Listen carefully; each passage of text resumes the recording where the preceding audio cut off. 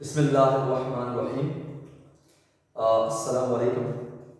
Dear students, dear viewers, आज का जो हमारा लेक्चर है, पिछले लेक्चर्स के अंदर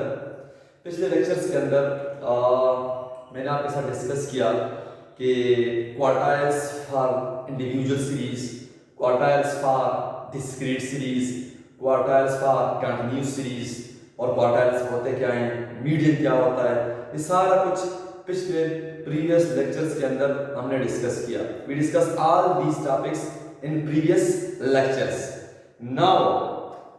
now today is our topic is deciles. Now we discuss deciles. First of all, what are the deciles? Now the definition of deciles, similarly जिस तरह हमने पिछले टॉपिक्स के अंदर हमने डिस्कस किया कि when we divide the data into two equal parts are known as median. When we divide the data, arrange data into four equal parts are known as percentiles. अच्छा जी, है ना, are known as quartiles. जब चार बराबर हिस्से बनाते हैं तो क्वार्टाइल्स कहलाते हैं, जब दो बराबर हिस्से बनाते हैं तो मीडियन कहलाता है। अब डिसाइल्स क्या होते हैं, इसकी डिफिनीशन क्या है? अब इसको हम थोड़ा सा डिफाइन करते हैं। When we divide the order series, when we divide the data into four equal parts, when we divide the data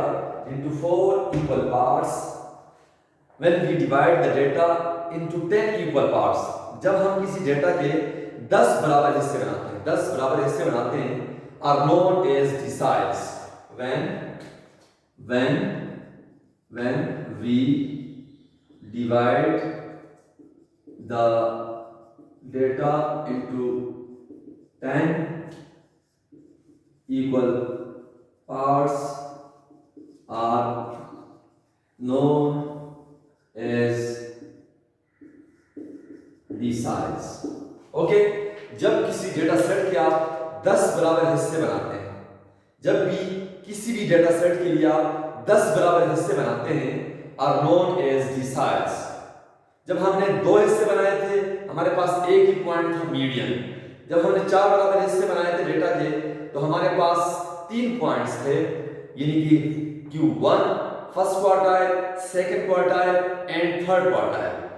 अच्छा जी, इसके बाद हमारे पास अब चूंकि 10 बराबर हिस्से बना रहे हैं, हमारे पास कितने पॉइंट्स होंगे? टोटल नंबर ऑफ डिसाइल्स कितने होंगे? 9 होंगे। There are total 9 deciles. There are total 9 deciles. 9 deciles, which are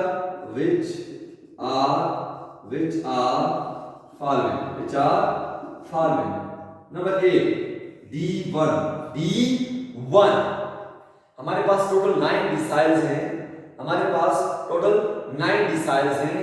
उनमें जो सबसे पहला है वो क्या है आपके पास? D1। मतलब क्या है इसका? First decile.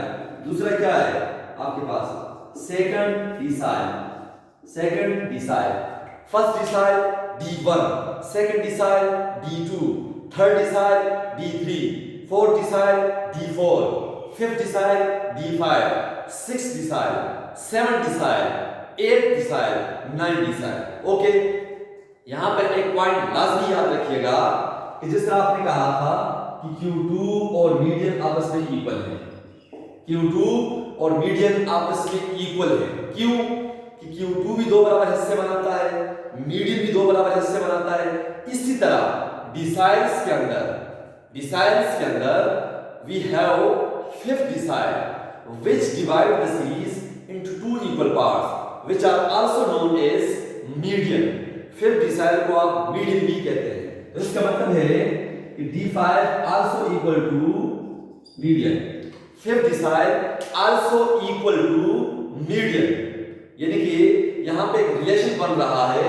वो रिलेशन क्या है? हमारे पास रिलेशन बन रहा है कि Q2 बराबर है मीडियन बराबर है D5 क्या बराबर है D5। Q2 भी दो बराबर हिस्से बनाता है, मीडियन भी दो बराबर हिस्से बनाता है, D5 फिफ्थ डिसाइल भी दो बराबर हिस्से बनाता है। तो इसलिए ये तीनों आपस में क्या है इक्वल है। अब मैं थोड़ी सी पार्टीशनिंग करता हूं, आपको थोड़ा सा बता देता हूं, डिस्कस कर लेता हूं कि हर दो डिसाइल्स के बीच में टोटल नंबर ऑफ वैल्यू जो होगी वो 10% होगी, यानी कि D1 और D2 के बीच में 10%, D1 से बिलो 10% और D1 से अबव 90%, D5 के बिलो और अबव 50-50%, अबव और बिलो 50-50%, और D4 यानी कि D2 और D4 के बीच में कितने हो गए 10 और 10 20%। ओके, इसी तरह हमारे पास जो D9 है इसके बिलो 10% और इसके अबव 90%।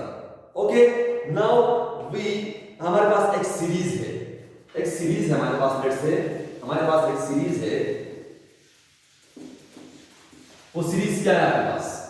हमारे पास लेट्स से एक सीरीज है x, ये हमारे पास सीरीज है, और यहां पे मैं लिखता हूं D1, D2, D3, D4, D5, D6, D7, D8, D9. Okay, these are 9 partitioning values in the size.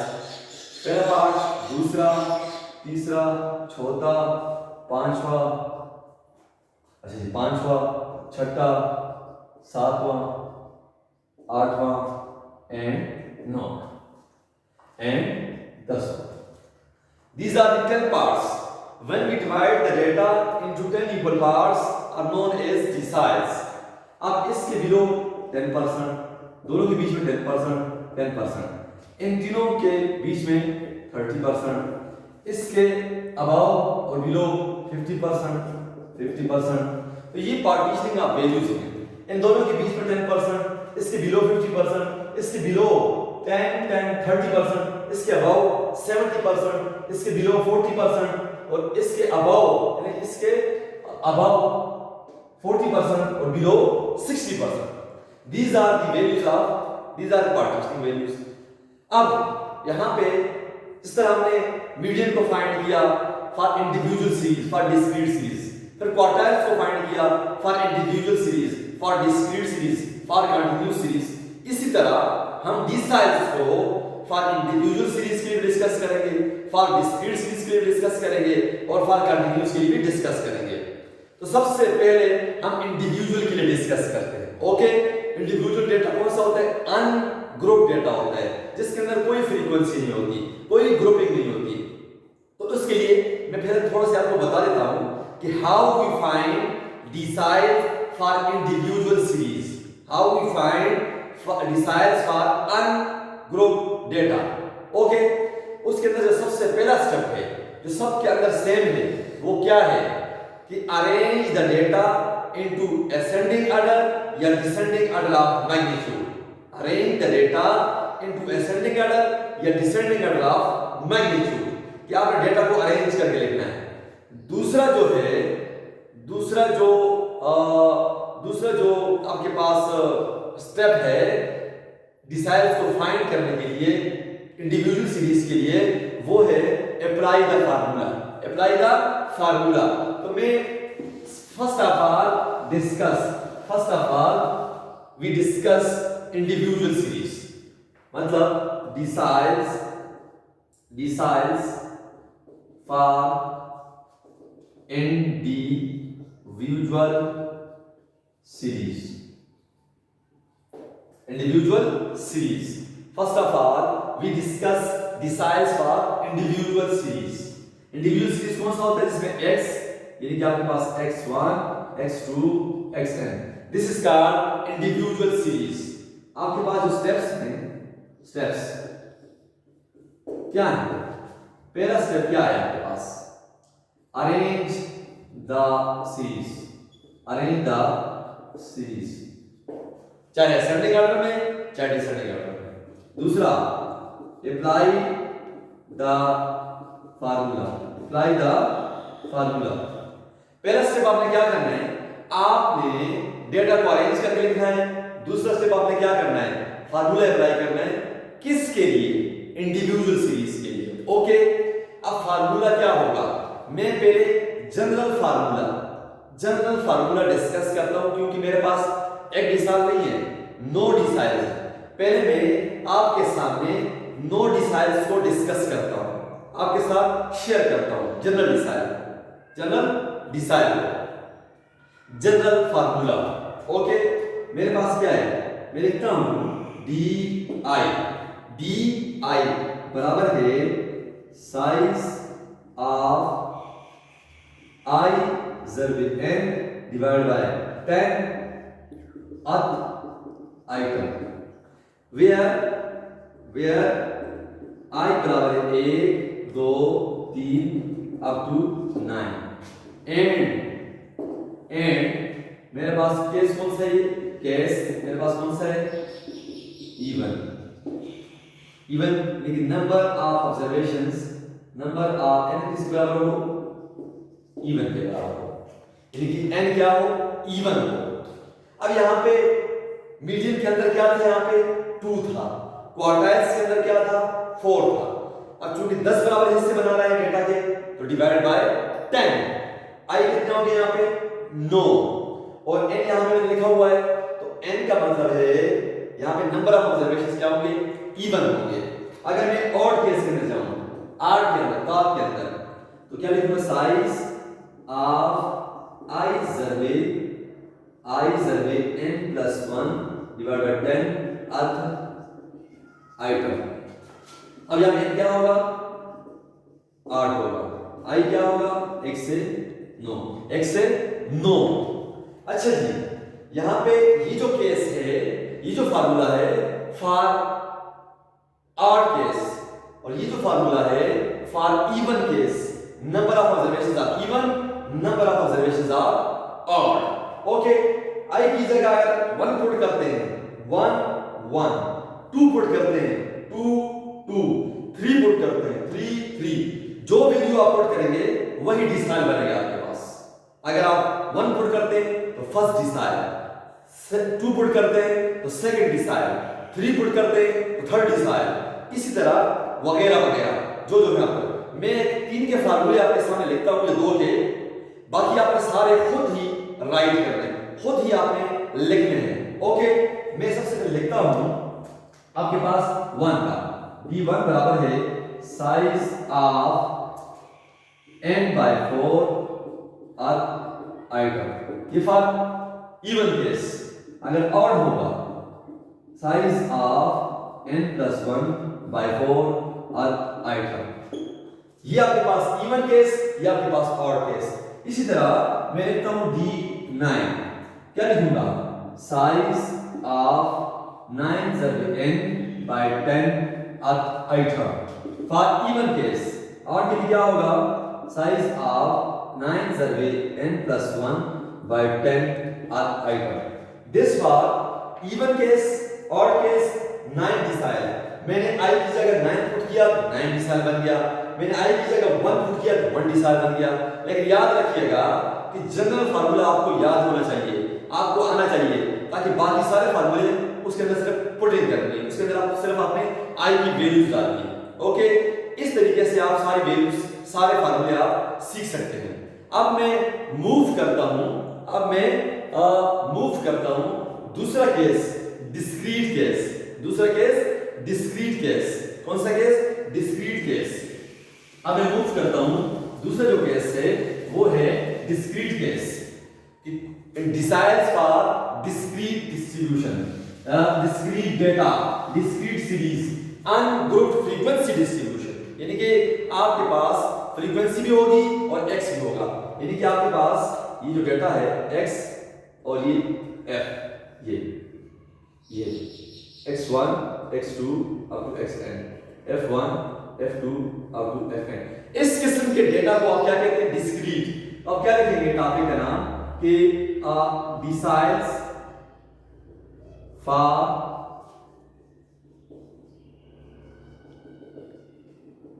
Discrete series, deciles for discrete series. Okay, अब उसी तरह स्टेप्स हैं जिस तरह पीछे आपने फॉलो किए थे।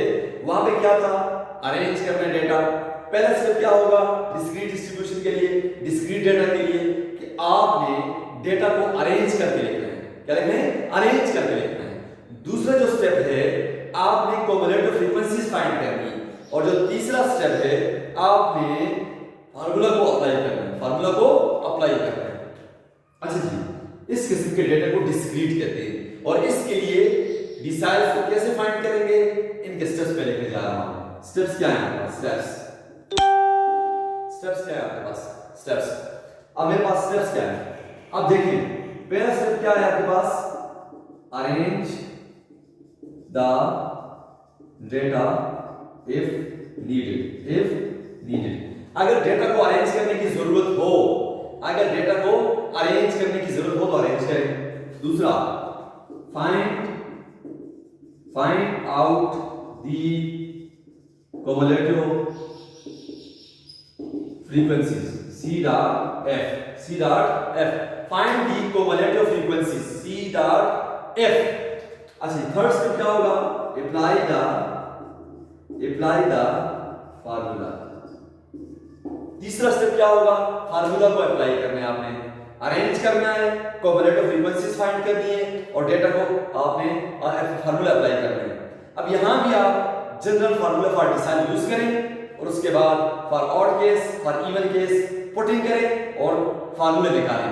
फॉर जनरल केस मैं जनरल में क्या लिखूंगा, फॉर जनरल केस मैं लिखूंगा डी आई बराबर है, थोड़ा सा यहां पे फर्क है, साइज ऑफ क्या लिखेंगे आई सर्वे summation f divide by 10 item.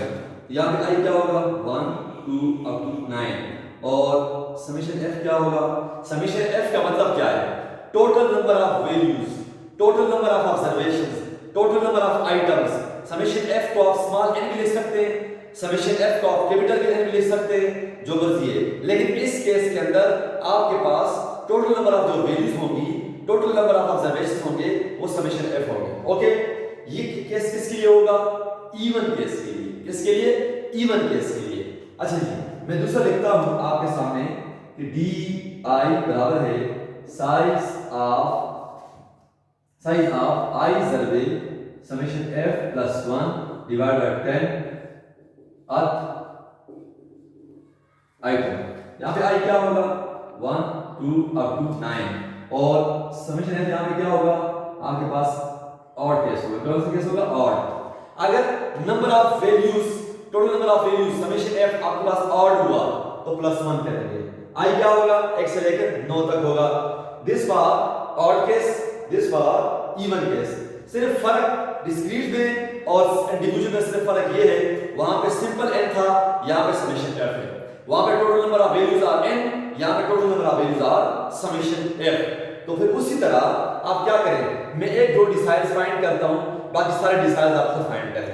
मैं लिखता हूं d1 बराबर है साइज ऑफ, लिखता हूं summation f divide by 10 item खुद लिखने साथ, ये फर्स्ट डिसाइड हुआ।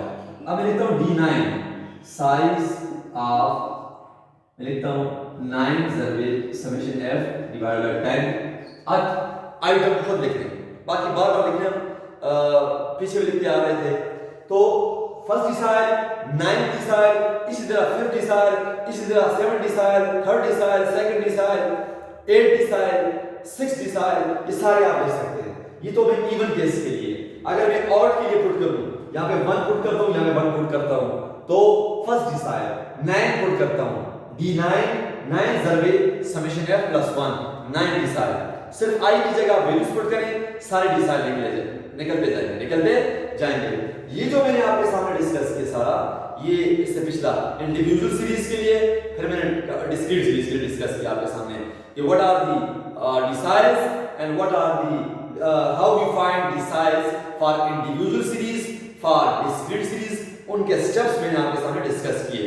ओके, अब मैं नेक्स्ट जो करने जा रहा हूं वो है practical example, numerical example for decile individual series, for deciles discrete series. Numerical example हम करते हैं कि how we find the size for individual for discrete with the help of numerical example, with the help of numerical example. अब numerical example को मद्देनजर रखते हुए हम डी साइज कैसे फाइंड करते हैं। जब तक आप न्यूमेरिकल एग्जांपल नहीं करते उस वक्त तक आप डी साइज नहीं सीख सकते। तो मेरे पास जो न्यूमेरिकल एग्जांपल है डी साइज के लिए, सबसे पहला है, हाँ जी, find the 7 decile for the data. Example है फाइंड द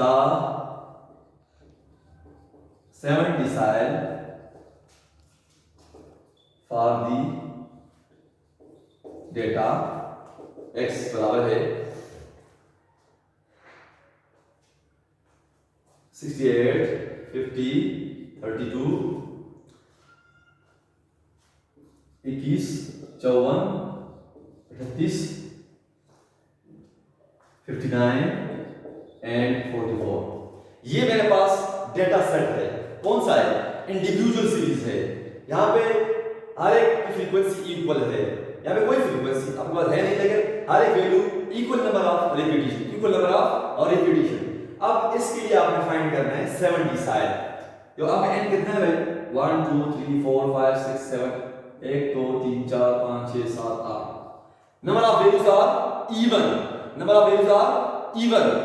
अच्छा जी, आपने फाइंड क्या करना है?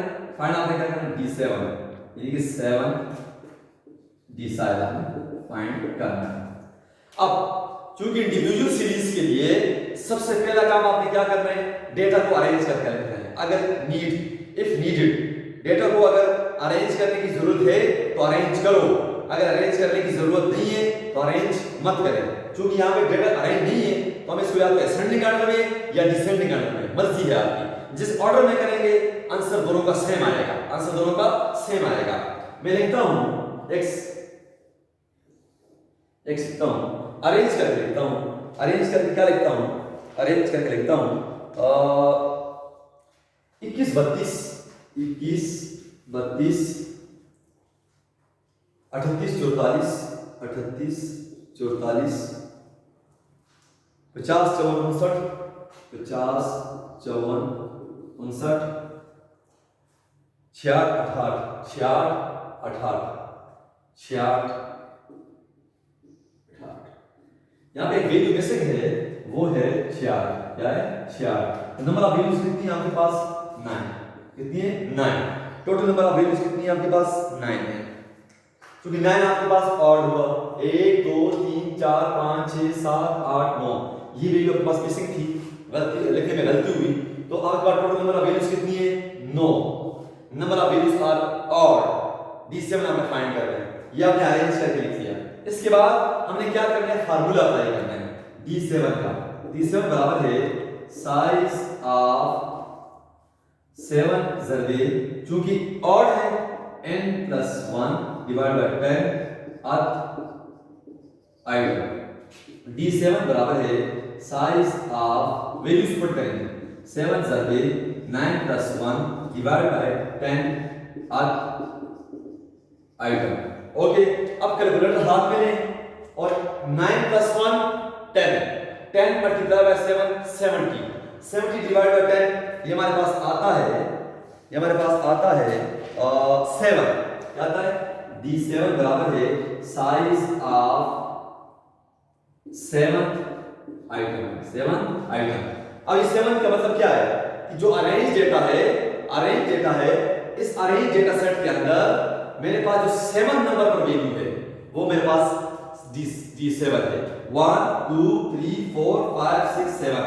तो मेरे पास ये जो 7 नंबर पर ये है, ये d7 है। यानी कि क्या मतलब इस बात का? सो 7 डिसाइड या d7 बराबर है 59। 59 is the 7 decile of this data set। इसी तरह अगर आप d1 फाइंड करें, d1 तो क्या लिखेंगे आप लिखेंगे n+1 डिवाइड बाय 10 आइटम। तो आप क्या लिखेंगे d1 के लिए? तो आप लिखेंगे 9+1 डिवाइड बाय 10 आइटम। तो 9 प्लस 1 10, 10 डिवाइड बाय 10 1, तो वनथ आइटम। अब वन का मतलब क्या है यहाँ पे वन का मतलब है ये जो अरेंज डेटा है इसमें जो पहले नंबर पर वैल्यू है वो आपके पास डिसाइल 1 है, तो ये D1, सो D1 बराबर है 21। 21 is the first decile for this data set और 59 is the seventh decile for this data set। इसी तरह आप D3 फाइंड कर सकते हैं, D4 फाइंड कर सकते हैं, D5 फाइंड कर सकते हैं। सिर्फ फार्मूला अप्लाई करें और उसके बाद जो आपके पास नंबर आता है वो नंबर देखें किस मतलब वो जो नंबर आपके पास आता है वो डेटा के अंदर देखें कि वो नंबर किस वैल्यू का है, किस वैल्यू का है। ओके, तो यहां तक हम एग्जांपल कर चुके हैं किसके लिए, इंडिविजुअल के लिए। नेक्स्ट मूवी के नेक्स्ट वीडियो के अंदर इंशाल्लाह हम एग्जांपल डिस्कस करेंगे डिस्क्रीट का और साथ में कंटिन्यूअस केस को भी डिस्कस करेंगे फॉर डिसाइल्स। तब तक के लिए अल्लाह हाफिज।